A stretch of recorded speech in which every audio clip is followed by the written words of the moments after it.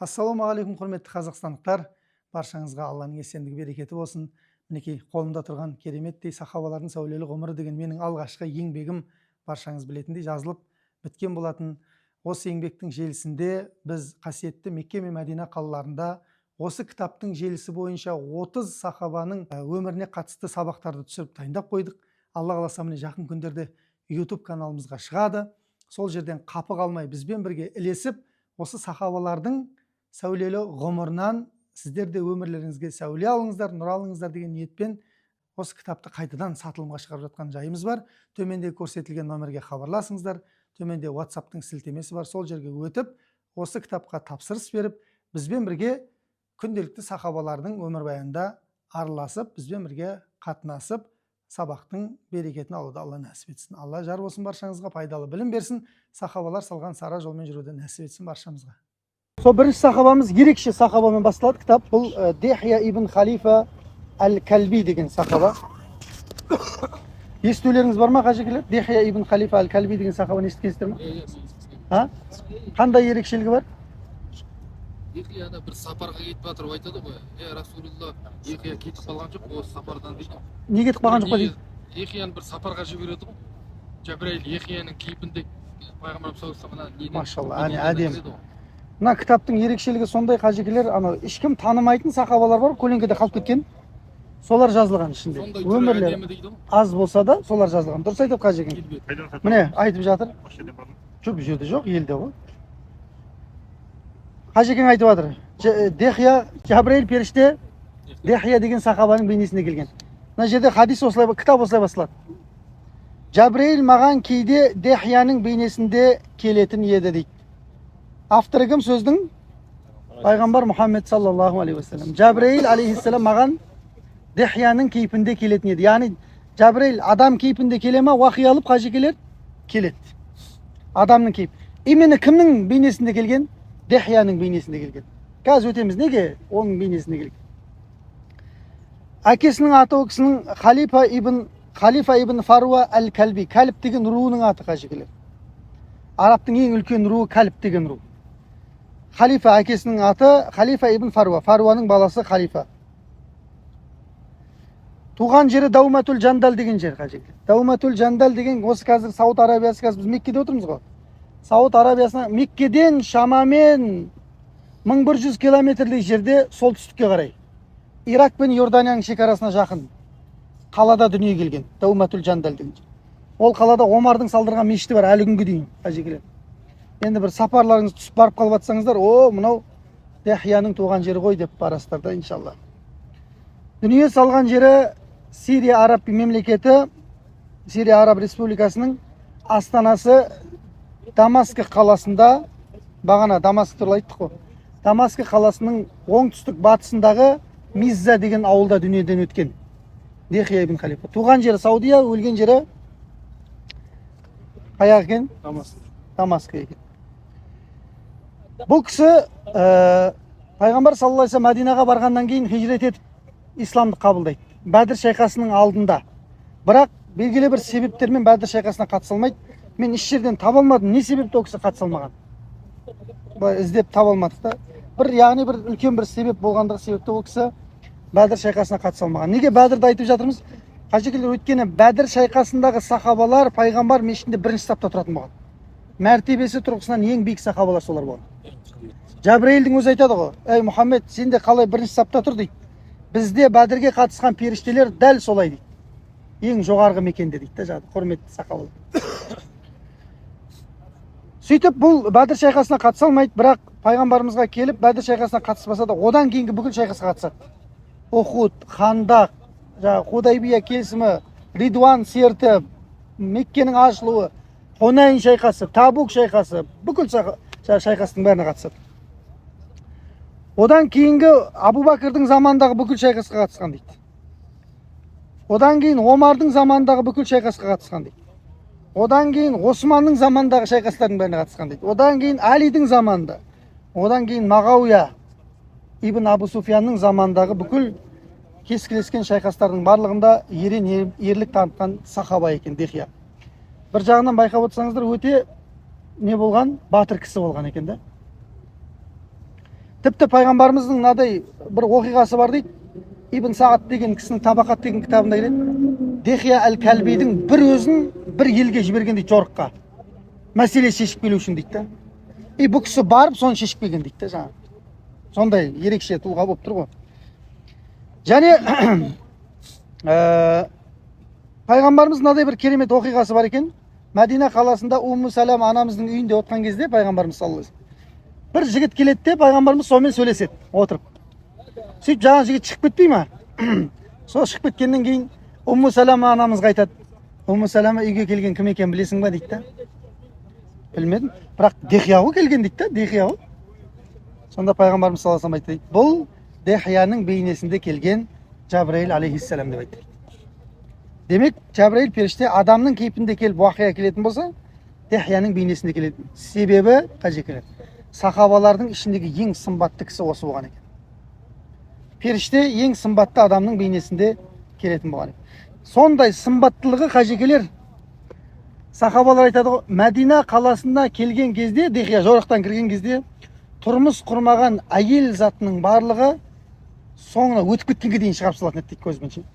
Ана сымбатына сондай бір тамсанды көздерімен шығарып салатын еді. Бүкіл әйел зат тұрмыс құрмаған. Одан бөлек оның бойындағы керемет қасиеттің бірі дейді, өте жұмсақ кісі болған дейді мінезі. Және бұл кісі елші болған қажекелер. Бұл кісіні қажекелер пайғамбарымыз елші ретінде таңдаған. Жаңа айтып жатыр қажекел, елші ретінде. Қайыққа жіберген елші қылып білесіздер ма? Әлемде сол кезде екі ұлы империя болған, осы арабтарға жақын. Енді түркілер біз алыс болғанбыз олардан. Бұл Византия және Парсы империясы. Пайғамбарымыз Дехияны Византия империясына елші ретінде жібереді. Хатпен жібереді. Өзі өмірден өтуден 3 жыл бұрын жібереді. Пайғамбарымыз саллаллаху алейхи вассалам. Демек пайғамбарымыз неше жасында хат жіберген? 60 жасында жіберген. Сол ең маңызды хаттың біреуін осы Дехиямен жіберген екен да. Енді сұрақ. Пайғамбар саллаллаху алейхи вассалам не себепті сахабаларды мешітте отырғанда таңдады? Пайғамбар саллаллаху алейхи вассалам сахабаларды бар ғой, елшілікке жіберетін сахабаларды мешітте таңдаған отырып. Дехия сен барасың, Абдулла сен барасың, пәлен сен барасың, түген сен барасың деп сахабаларды орнынан тұрғызады. Жаңа сахабалар. Ол сахабалар білесіздер жоқ деп айта алмайды. Алла иесінің әміріне ешқашан қарсы шыға алмайды. Бірақ олардың бәрі білет бұл сапар өлім сапар екен ше. Өйткені сен Мұхаммедтен келдің ме қош келіпсің ешкім қарсы алмайды ол кезде. Үлкен әлемнің империялары ешкімді упор көрмей тұр олар. Вообще Парсының патшасы деген кірген адамға табалдырығына сәжде қылдыратын болған дейді. Татаба сондай тәкаппарлық кетіп қалған. Мынау Византия империясы. Бұл дәл сол Парсыны жеңіп атқан кезде еще Византияның ше. Сол кезде бұл қаталып баратыр ғой. Аналар уже асқақтап тұрған кезде. Енді олардың үлкен нелері Цезарь деп аталады, немесе Херакл деп аталады. Екеуі де болады. Цезарь да, Херакл да. Соған алып бара жатыр ғой Дехия. Мәдинадан шығып кетіп бара жатыр. Бірақ білді дейді, бұл кісі үшін соңғы өлім сапары болуы мүмкін дейді. Бала шағасымен қоштасып, кәдімгідей әйелімен қоштасып, егер келе алмай қалсам, осындай аманаттар осындай деп бәрін реттеп, сөйтіп шыққан екен бұл кісі. Енді қараңыздар, осы жерде сұрақ келеді. Не себепті пайғамбар бүкіл ана жерде сахабалар көп қой. Көп сахаба. Соның ішінде именно аттарын атап 6-7 сахабаны тұрғызды. Хат апаруға, Мысырға, Иранға, Парсыға. Десек, мына жерде елшілікке қатысты адамдардың бойында керек сипаттар бар екен қажет. Мынау Махмуд Шит Хаттаб деген кісі пайғамбардың елшілері деген кітапта осы сипаттарды келтірген. Кімде кімнің бойында мына 9 қасиет болса, онда ол елшілікке жарайды. Мына қараңыз. Бірінші қасиет бұл дағуат жасай алу дейді. Яғни исламға шақыра алу қасиеті болу керек дейді. Ол үшін адамға не керек? Сөйлеу қабілеті керек қажекелер. Ойдың зеректігі керек. Сен біреуге баратқан жоқсың қажеке.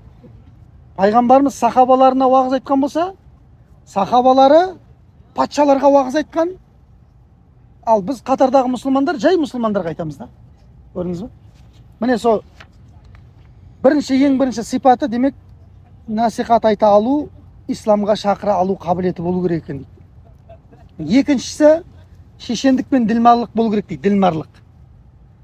Анау тоқтамай түк сөйлеп, сөздер бір-біріне әдемі құралу керек, тілі таза болу керек екен да.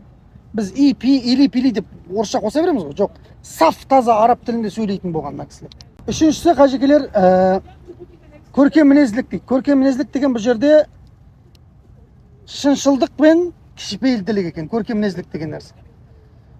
Шыншыл болады елшіліктегі адам, өйткені мына жақтың сөзін ана жаққа дұрыс жеткізу керек, ана жақтікі мына жаққа елдестірмек елшіден дейді ғой қазақ. Жауластырмақ жаушыдан дей ма?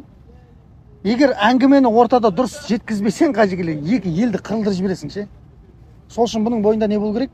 Шыншылдық пен кішіпейілділік болу керек дейді. Одан кейін төртінші сипат білімді болу дейді. Білімді болу деген не десе қажекелер? Қарама қарсы тараптан сұрақ қойылған кезде сұраққа дүп жауап беретін болу керек дейді. Ана бүкіл ілімді көтеріп алып жүретін адам емес дейді білімді дейді. Сол білімін ситуацияда пайдаланатын адамды білімді деп айтады. Мысалға анау Наджаши сұрақ қоймай ма? Сендерде Иса деген не деп ойлайсыңдар дейді ғой? Білесіздер ма Наджашидің қиссасын қажекелер? Білмейсіздер ма? Наджашидің қиссасы бар. Сахабалар мен ана Эфиопияға көшіп барған кезде мына Меккенің мүшриктер артынан қуып барады. Ана біздің елдің қашқындарын қайтар дейді. Сонда Наджаши сұрақ қояды. Сендер Иса туралы не ойлайсыңдар дейді. Сол кезде Джафар ибн Абу Талиб тұрады да Иса пайғамбар туралы аяттарды оқиды Құранда. Қарасаңызшы, мен ойлаймын енді Иса деген деп өзінің ойнауын айтпағанда жаңа кісі бірден сұраққа аятпен жауап бергенде. Міне білімді деген осы дейді. Көрдіңіз ба? Келесісі сабырлы болу дейді. Елшінің міндеті басында болу керек нәрсе сабырлы. Өйткені неге? Ана жерде сенің жеке басыңа тиетін нәрсені айту керек дейді. Бірақ сен ана хатты, аманатты жеткізу керек болғандықтан жеке басың мәселесін екінші орынға қоясың. Көрдіңіз ба? Сол үшін бұл жерде сабырлық таныту керек дейді. Алтыншы қасиет елшінің бойындағы өжеттілік дейді. Қорықпайтын болу керек дейді. Өйткені қорқақ болатын болса, жарты жолдан семьясы есіне түседі, бала шағасы есіне түседі, жайлап қайтып кетуі мүмкін да. Хатты апарып бердім деп өзіге көміп кете салады да. Өжеттілік сипат болмаса. Жетіншісі қажекелер даналық дейді. Ал даналық деген не деп ойлайсыздар сіздер? Даналық деген не ол білесіздер ма? Даналық деген не екен қажекелер? Көп естиміз ғой, дана екен деп ше. Дана данышпан дейді ғой, сөз жеткізіп әнерімен. Сосын ана яқтың. Жоқ, ол ділмарлық пен шешендікке кіреді. Ол егер бірден отказ берсе, қайтып барып екінші вариант болады. Шешім қабылдауға қарай сөйлеу. Жағдайға қарай сөйлеу. Ол тапқырлық деп аталады қажекелер.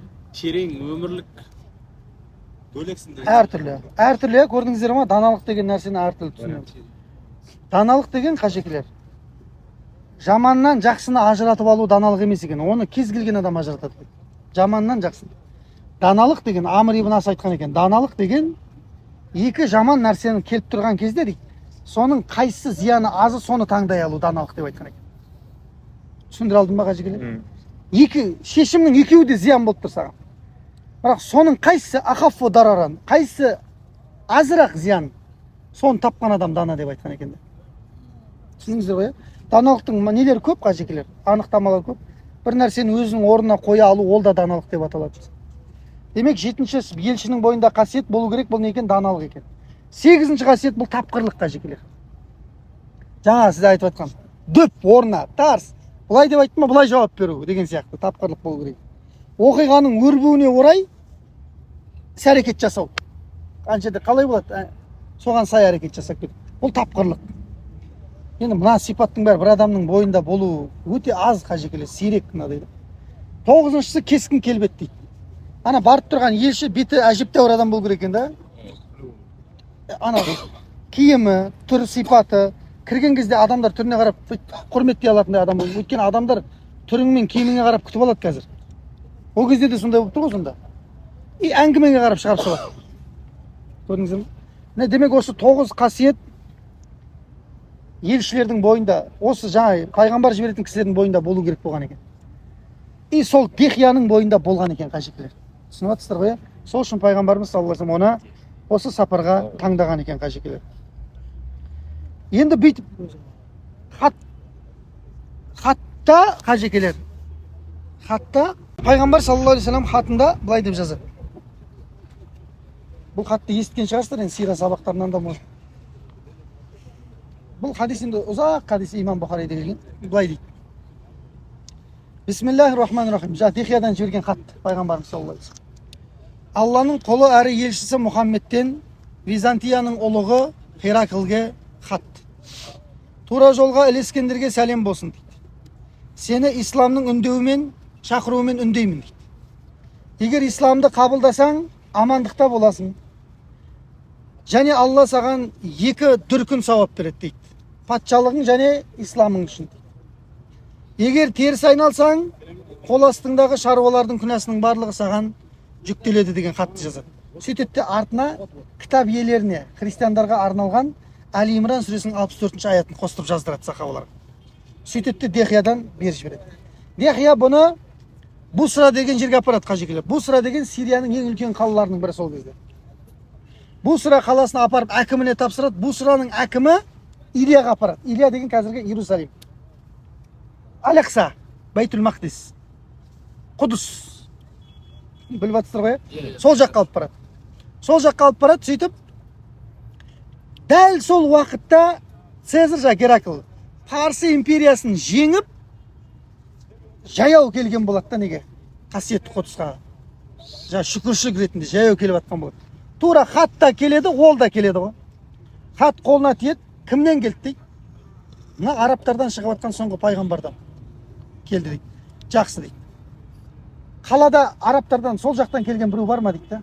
Сөйтсе Абу Суфиян сол жерде саудамен жүр екен де жаққа жекелер. Байтул Мақдисте, Құдыста. Абу Суфиянды алдыртады ғой, қасындағы арабтармен бірге. Меккеліктер ғой бәрі. Сөйтіп Византияның жаңағы патшасы Херакл былай дейді ғой. Араларыңда мына шыққан соңғы пайғамбардың жақыны бар ма дейді. Бәрі бір-біріне қарайды. Абу Суфиян мен дейді ғой. Өйткені 4-ші атасы Абдуманафта бұл пайғамбарымыз екеуі жолығады. 4-ші атада.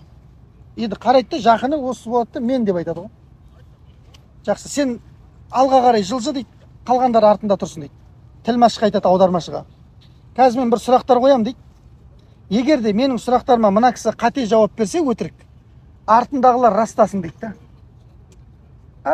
Абу Суфиян айтады. Абу Суфиян оқиғаны айтып жатыр. Біткен жерім осы шығар дейді да. Мен негізі аналарды жаңағыдай қылып айтпағанда өтірік айтайын деп тұр едім дейді да Мұхаммед жайында. Мен Мұхаммед жайында өтірік айтайын деп тұр едім дейді Абу Суфиян айтады. Сөйтеді де сұрақтарды бастайды. Мына қараңыздаршы, мына сұрақтар өте маңызды қажет. Бедит Абу Суфиянға айтады. Херакл сұрақ қойып жатыр. Араларынан шыққан кісінің тегі қандай деп айтты дейді. Абу Суфиян мен айттым дейді, арамыздағы ең құрметті тектен деп айтты дейді. Екінші сұрақ. Одан бұрын іштеріңде біреу осындай сөз айтқан бе дейді, яғни пайғамбарымын анау деген сияқты. Жоқ деп айтты. Үшінші сұрақ. Оған беделді адамдар ілесіп жатыр ма, әлде қарапайым адамдар? Қарапайымдар деп айттым дейді. 4. Олар көбеюде ма, азаюда ма? Көбеюде деп айттым дейді. Дінді қабылдағаннан кейін сол діннен шығып кеткендер бар ма деп? Жоқ деп айттым. Ана енді өтірік айтысы келіп тұр, айта алмайды да, өйткені артындағылар не қылса бұның басы кетіп қалады ғой. Осы сөздерді айтудан бұрын ол қауымның ішінде өтірікші деп танылған бе еді дейді. Жоқ дейді. Қиянат жасаушы ма еді дейді. Жоқ дейді. Біз бірақ мұнымен кеше Худайбия келісімінде келісім түздік дейді. Кеше бір 6 ай бұрын дейді да. Әлі қиянат жасаған жоқ, бірақ енді білмеймін жасай ма жасамаймын. Бірақ бұған дейін жасаған емес дейді. Кетті, ары қарай. Олармен соғыстыңдар ма деп айтты. Соғысты. Кім жеңді деп айтты. Бірде ол жеңді, бірде біз жеңдік деп айтты. Ол сендерге не нәрсені бұйырды деп айтты.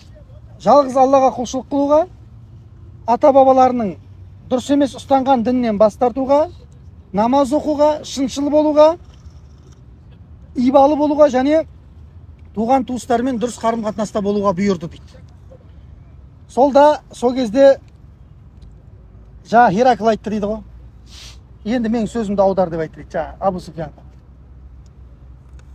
Мен сенен сұрадым, шыққан тегі деп. Қандай деп едім? Сен тегі құрметті деп айттың. Әдетте пайғамбарлар қауымындағы құрметті тектен шығады деп айттың. Себебі оған әңгіме айтатын адамдар ата бабасына да тигіз алмайтын болғанда тіл құрметті тектен шығатын болған. Және айтады. Мен сенен бұдан бұрын ондай сөз айтқан ба еді деп сұрадым, сен жоқ деп айттың. Егер де одан бұрын біреу сөз айтқан болса, бұл соның көшірмесін айтқан болар еді дейді. Көрдіңіз ба? Түсінесіздер ғой қажекелері? Ары қарай дейді. Ата бабаларынан патша болғандар бар ма деп сұрадым дейді. Жоқ дедім дейді. егер де ата бабаларынан бірі патша болған болса, сол патшалықты көксеп жүрген болар еді бұл дейді да. Сен жоқ деп айттың бірақ. Және дейді, осы сөздерден айтудан бұрын бұл қауымда өтірікші болып танылған бет деп едім, айыпталған бет жоқ дедің. Білуімше, адамдарға өтірік айтпаған кісі Аллаға қатысты нәрсеге өтірік айтпайды деп айтыр. Мынау уже примерно мойындап жатыр ғой жаңа пайғамбарлығын, пайғамбарымыз солай. Сөйтеді де айтады, оған беделді адамдар ілесуде ме, әлде қарапайымдар ма деп едім, қарапайымдар деп айттым дейді. Қажекелер, осы жерде сіздерге сұрақ. Неге қарапайымдар ілеседі бұл дінге? Пайғамбарымыздың діні қарапайым. Құлдармен басталды ғой, Біләл, Абу Фухайра. Өткен байлар аналармен бірге отыра алмайды ғой. Тәкаппар бар, тәкаппар. Құлдармен бірге шай ішіп. Жоғалтып ештеңе жоқ. Болады вариант ретінде. Бірақ ең әдемі вариант бар да. Жүректері таза дегенде, қарапайым адамдар. Кедейлердің ішінде кербездер де бар. Осыны сұрақ ойланып көрген жоқсыздар ма, бұлай бүйтіп арасында Бай адам. пайғамбарымызға ілескен. Не сұрайтынын білмейді. Ha? Бай адам. Мұқтаж. Бұл бұлай екен қажекелер. Анау жаңа бай, мансапты адамдар ілеспейтін себебі олар өзінің алдына біреудің түсіп кеткенін қаламайды екенше. Оларға внимание бөлінген қалайды екенше. Түсіндіңіздер ма? Сонымен ауырады екен ғой. Қарапайым адамдарға ондай сезім жоқ та, мен алдында шығып кетті, артында қалып қойды деген. Көрдіңіз ба? Ол қарапайымды туғаннан соны көріп өскен да. Сол үшін де бұның ілесушілері, пайғамбардың ілесушілері көбіне тәкаппар, дөкейлер емес, қарапайым адамдар болған да. Түсіндіңіздер қажекелер, ауруға байланысты екен ғой жүректегі. Ана алдына шығып, біреудің алдына қазір де жаман ол қажекелер, білесіздер ма? Біреудің алдына шығып кетсең, ой, жаман, бесақтасын. Ал кетті ал. Олардың саны артуда ма, кемуде ма деп сұрап едім, артуда деп айттым дейді. Өйткені кемелдікке жеткенше иманның жағдайы осындай болады деп айтты дейді. Адам өз иманның ләззаты деген қажеге Құранның аяттарын оқып жатыр. Кемелденіп жатыр да, сол үшін олар кетпейді дейді ол нәрседен. Бастатқандар бар ма деп едім, жоқ деп айттым дейді. Себебі иман, пейіл адамның ықыласына енген кезде адамдар ол діннен бастатпайды деп айтты дейді. Ақиқаттан бастатылмайды. Қиянат жасаушы ма деп сұрап едім, жоқ деп айттым дейді. Пайғамбарлар еш уақытта қиянатқа бармайды дейді. Мынау өзі айтып тұр, Хераклдың әңгімесін қарасаңыз, өзгеріп жатыр. Пайғамбарлар еш уақытта қиянатқа бармайды. Ол сендерге нені бұйырады деп айтып едім дейді. Аллаға ғана құлшылық қылып, оған серік қоспауды бұйырады. Бұттарға табынудан қайтарады. Намаз оқуға, шыншылдыққа, ибалыққа, туыстық қарым-қатынасқа бұйырады. Егер сен рас айтқан болсаң, дейді, Абу Суфиянға айтып жатыр. Әлақ ол кісі дейді, мына мен тұрған жердің барлығына иелік етеді деп айтты. Шамға. Осы сөзді айтты мына кісі, ровно 8 жылдан кейін Шам полный мұсылмандардың қолына өтеді ғой. Омардың заманында. Ровно 8 жылдан кейін. Егер де дейді, дейді ол кісі айтады, мен оның келетін білетін едім дейді, біздің кітаптарда бар еді дейді, ол туралы айтылған. Тауратта, Забурда бар ғой. Оның келетін білетін едім дейді, бірақ сендер жақтан шығатынын білмеппін дейді. Сендер жақтан шығады деп ойламаппын. Егер де оған мен жететінімді білсем, егер де мен оған жолықсам, онда оның аяғын жуар едім кездессем деп айтты. Оған деген құрметім ретінде бір императордың айтып тұрған сөзі қажекелер. Пайғамбардың аяғын жуар едім деп қажекелер. Дихия әл-Кәлбиге пәлембай сыйлыққа динар, дирхам, көйлек, пайғамбарымызға арналған жабдықтар, общем, сыйлықпен толтырады да Дихияны қайтарады ғой. Солидно отчебать етеді оған жеткенде. Маған осы сөздерді айтты дейді, Абу Суфиян айтады. Сөйтті де хатты әкелші деп хатты оқыды дейді. Хатты оқып атқан кезде сарайдың ішінде у-шу басталды дейді. Жаңағы қасында поптар бар ғой, патриархтар. Мынаның исламды қабылдап кетуінен қорқып жатыр да, әңгімесі өзгеріп жатыр өйткені император. Сөйтіп айқай шу болды да бізді шығарып жіберді дейді сол жерде. Білмей қалдым дейді соңы не болғанын ше. Сөйтіп далаға шықтым да айттым дейді. Ана Абу Капшаның баласы, Абу Капша деген пайғамбарымыз емген ауыл бар мына жерде, Халима анамыздың ауылы. Сол Халима анамыздың күйеуінің аты ғой Абу Капша деген.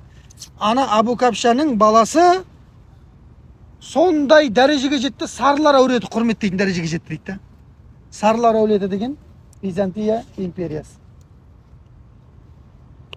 Содан кейін мен оның жеңіске жететініне сенімді болдым дейді. Осы оқиғадан кейін, 1 жылдан кейін Абу Суфиян исламды қабылдайды қажекелер. Мына оқиғадан кейін 1 жылдан кейін Алла Тағала Абу Суфиянның жүрегін исламға ашады. Сөйтіп жаңа сыйлықтарды алып Дехия келе жатпай ма Мәдина қарай. Тура Саудия, қазір Араб жазирасына кірген кезде, Хусма деген жерге келген кезде, Жүзам деген тайпа бар екен. Сол тайпаның жігіттері шабуыл жасап, тыржалаңаш қалдырады ол Дехияны. Жаңа сыйлықтарын, енді ана патшадан келе жатыр деген сыйлық естіп қояды ғой бұлар да. Сөйтеді де дымын қалдырмай сыпырып алады. Сөйтіп Мәдинаға жеткен бойда бірден пайғамбарымызға барады да, пайғамбарымызға бүкіл оқиғаны айтты. Я Расулалла, осылай қылып тастады мені дейді. Пайғамбар саллаллаху алейхи бірден Зайд ибн Харисаға 500 сахабаны жасақтайды да, тез жорыққа аттаныңдар дейді жаңа Хусмаға. Хусманың жігіттерімен бұрын пайғамбардың арасында келісім бар екен да, бір-біріне тиіспейді деген. Бірақ аналар сөзден секірген ғой, шартты бұзған. Олар барады да шайқасады, аналарды жеңеді. Зайд ибн Хариса, жаңа сахаба 500 сахабамен бар. 1000 түйе, 5000 қой, 100-ге жуық ана қыз, әйел балаларын бәрін олжалап келеді ғой. Сөйтіп Мәдинаға алып келген кезде аналардың басшылары Ибн Рафиға деген кісі жылап еңіреп, Алланың елшісі кешір бізді, біз исламды қабылдаймыз, бүйтеміз. Сол жерде исламды қабылдайды, жылап еңіреп пайғамбарымыздан кешірім сұрайды. Пайғамбарымыз түскен олжаның бәрін қайтадан өздеріне қайтарып береді. Бірақ бағана Дехияның сыйлықтарын алдыртады да қайтады. Енді осы жерде сұрақ қалып қойды. Жаңағы император исламды қабылдады ма деген. Пайғамбардың хатына қалай мәміле жасап көрдіңіздер ма? Керемет мәміле жасап. Бірақ өкінішке орай қажекелер, ол кісі екіленіп қалды дейді. Неге? Исламды қабылдаса ана жерде биліктен айырылып қалайын деп тұр дейді. Билігіне бала исламнан бас тартты. Пайғамбарды біліп тұрып бас тартты. Ең өкініштегі адамдардың біреуі сол екен қажет. Бірақ ең бастысы аман есен Дехия міне аман есен пайғамбардың аманатын алып келді, орындады аманатын. Осындай сахаба. Ау? Нәжаши сияқты істемепті да? Нәжаши сияқты істемеген да қажеге өкінішке орай. Нәжаши сияқты істемеген. Салид начиват еткен да. Міне сол Дехия ибн Халифа бұл кісі саудамен де айналысқан дейді. Шам жерінен пайғамбарымызға арнайы Шамға барған сайын сыйлық алып келеді екен да. Бір сапарында жейдемен, көйлекпен мәсі келген екен. Пайғамбарымыз салсам ана Дехия әкеп берді ғой деп, көйлекпен мәсіні жыртылып кеткенге дейін киді дейді ғой. Ана кісінің сыйлығын құрметтегендігі себепті қажет. Бұл жақсы нәрсе екен ғой. Сені құрметтеп, өзің жақсы көретін адам бірдеңені берсе, сол нәрсені соңына дейін пайдалану бұл жақсы нәрсе екен. Және пайғамбарымыз салсамға сол кісі Шамнан кептірілген дәнді дақылдар, жемістерін, Меккеде, Мәдинада болмаған жемістердің бәрі Шамда болатын болған қажекелер. Зәйтүндер, інжір бар ғой, солардың бәрін алып келіп, алдына келіп жаяды ғой пайғамбарымыздың Мәдинада. Дехия отыр, пайғамбар отыр. Сөйтіп пайғамбарымыз дастарханның алдында дұға қылады. Я Алла, менің бір туыстарымның ішінен саған ең қатты ұнайтын бір кісіні жіберші, мына тамақтан ауыз істесін деп дұға қылса, кім кіріп келе жатыр десеңізші? Көкесі Аббас кіріп келе жатыр екен. Пайғамбарымыздың көкесі бар Аббас деген, әкесі Абдулланың бауыры. Сол кісі кіріп келе жатыр екен. Сөйтіп қуанып кетті дейді. Я көке, мен дұға қылдым жаңа ғана дейді. Я Алла, саған ұнайтын ең қатты менің туысқанымнан біреу жіберші деп. Сен кіріп келатсың ғой дейді. Сен Аллаға қатты ұнайтын амалдарың бар екен дейді. Сөйтіп пайғамбар саллаллаху алейхи вассаламға Мысырдан Мұқауқистен бір көйлектер келеді. Сол кезде Дехияны шақырып алып пайғамбарымыз өзіне келген сыйлықтан біреуін Дехияға сыйға тартқан екен да. Қажекелер пайғамбардан бірдеңені алу бар ғой, мен енді оның бақытын айта алмаймын. Сахабалар не то что пайғамбардан көйлек алу да, ана Халид ибн Валидтар пайғамбарымыз қажылық істеген кезде шашына қырылып қалған ғой, шашын алған кезде шашына қырылып қалған. Жерге түсірмей қағып алған да, андай. Теберік деген нәрсе бар ғой қазақта. Жақсы кісілерден теберік алады, жақсы кісілерге тұсау кестіреді деген. Сол сияқты мынау пайғамбарымыз Дехияға не берген ғой жағдай, көйлек. Ана көйлек шешесің ба енді сен? Шешпейсің ғой, пайғамбар берген көйлек қой саған. Өзіне кеп тұрған көйлекті Дехияға кигізіп жіберген да, ана кісінің пайғамбардың жанындағы мәртебесі сондай болғанда Дехия кәлби радиаллаху анху. Сөйтіп Дехия әл-Кәлби пайғамбарымыздың заманында бүкіл жорыққа қатысты. Пайғамбарымыз дүниеден өткеннен кейін Абу Бәкірдің заманы келді, ол жерде жорыққа қатысты. Омардың заманы келген кезде Шамда Византия империясына қатысты үлкен соғыс болады, Ярмук деген. Сол Ярмук шайқасына қатысып 33 мың мұсылман, 33 мың сахаба, 120 мың ба? Хашими корольдігінде ме, Ярмук? Иә, Иорданияда қазір. Қажекелер, мен егер де ұмытпасам, 33 мың сахаба табиғинмен бірге 120 ма 130 мың Византия империясының әскерімен соғысады. Сөйтіп соларды жеңеді ғой. Өздерінен неше есе көп? 4 есе ма көп кісілерді жеңеді ғой. Сөйтіп Шамды полный мұсылмандардың қолына өткізеді. Қасиетті Әл-Ақсаның кілтін алады қажекелер. Палестинаның кілтін алады. Омарға береді, соны табыстайды. Сол шайқаста осы кісі алдыңғы шепте соғысқан екен да, Дехия. Одан кейін Дамаскіні азат ету жорығында бұл кісі тағы да соғысқан екен. Сөйтіп Дамаскі қаласында өмір сүріп қажекелер халифа Мағауия ибн Абу Суфиянның заманында. Мағауия 6-шы халифа исламдағы. Пайғамбардан кейін Абу Бәкір болды, Абу Бәкірден кейін Омар болды, Омардан кейін Осман болды, Османнан кейін Али болды, Алиден кейін Алидің баласы Хасан 6 ай халифа болады. Так, Абу Бәкір 2,5 жыл болады, Омар 10 жыл болады, Осман 13 жыл болады, Али 4 жыл болады, 6 ай Хасан болады, 20 жыл Мағауия болады. Мағауия нешінші халифа демек?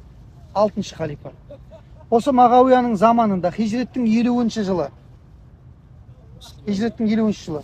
Сонда примерно жасы 80-нің ұяқ бұяғында болғанда ол кісінің. Дамаскінің оңтүстік батысындағы Мизза деген ауылда Дехия ибн Халифа әл-Кәлби дүниеден өткен екен. Хижреттің 50-ші жылы. В общем, біраз нәрсе көрген екен ғой. Біраз нәрсе. Пайғамбарымыз хижреттің 10-ші жылы қайтыс болды ма? Бұл кісі сол пайғамбардан кейін 40 жыл өмір сүріп қайтыс болған екен. Саллаллаху алейхи уассалам. Міне, өмірі өте ерекше, пішіні өте әдемі, періште осы кісінің бейнесінде келген. Қаламды да, қылышты да қатар ұстаған өте дана кісі Дехия ибн Халифа әл-Кәлбиге Алла тағала разы болсын дейді. Міне бүгінгі біздің бірінші кітаптың бастама сахабасы осы. Иншалла. Қалай қажекелер? Біраз білім алып қалдық, Аллаға мың шүкір. Ухиббус салихин ва ласту минхум дейді. Мен ізгілерді жақсы көремін дейді. Бірақ мен өзім олардан емеспін дейді. Бірақ Алладан үміт етемін, мені солармен бірге тірілтеді деп дейді. Мына кісілердің өмірін оқымайынша қажекелер, біздің иманымыз ешқашан күшеймейді. Сахабалардың, ізгілердің өмірін оқымайынша иманымыз не төмендейді, не қатқан күйі қатып қалады солай. Мыналарды оққан сайын, білген сайын адамның пайғамбарға деген, исламға деген махаббаты ерекше болады. Бұлардың дін жолында құрбанды қарасаңшы қажеке, бала шаға қатын қалашың әдем болып алдыңда өмір сүріп жатсың да, пайғамбар келіп тұр, давай қатты апарасың деп жатыр да. Кім барады қажеке? Ешкім бармайды, ешкім бармайды. Бірақ сахабаларға өлімнен де ауырды, пайғамбарға қарсы шығу өлімнен де ауырды. Сол үшін мінекей сол кісілер осы нәрсені аманатты орындады. Олар өзіне берілген міндетті орындады. Сөйтіп бізге қарай табыстады эстафетаны. Енді бізге Құдай жар болсын. Шалабай атам жатқан жер жайлы болсын. Ұстаз, бұл сіздің кітабыңыз ба? Бұл Нұрсұлтан Рысмағамбетұлы деген бауырымыздың кітабы. Қазірекке де жүр. Сатылымға шыққан ба деген. Бұл сатылымда бар, сатылымда бар. Кітап ал деген дүкендерде болу керек.